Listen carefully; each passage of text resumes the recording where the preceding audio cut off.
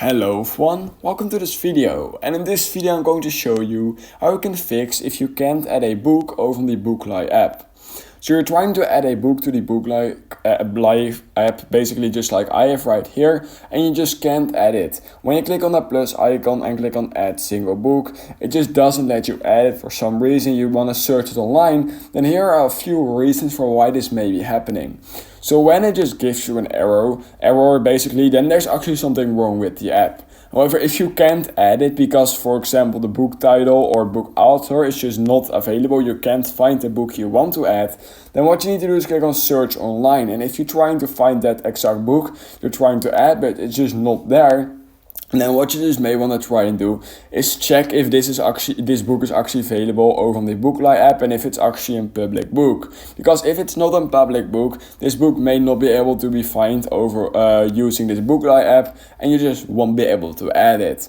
Now, if that's not the case and you're just trying to add a book that's pretty popular, so for example Rich Dad Poor Dad, and you just can't add it for some reason, then what you may want to do is just simply clear the cache of your Bookly app, because maybe your Bookly app has just been running in the background for too long and right now it's just not responding. So if that is the case, what you need to do is head over into General, iPhone storage, and by the way, if you're using an Android, it's the exact same process. Once you've done that, just find the Bookly app. So currently I'm going to find that right now. So it should be somewhere right here. I just click on it. And then on Android, what you need to do is click on clear cache. So on Android, you will simply have a clear cache button.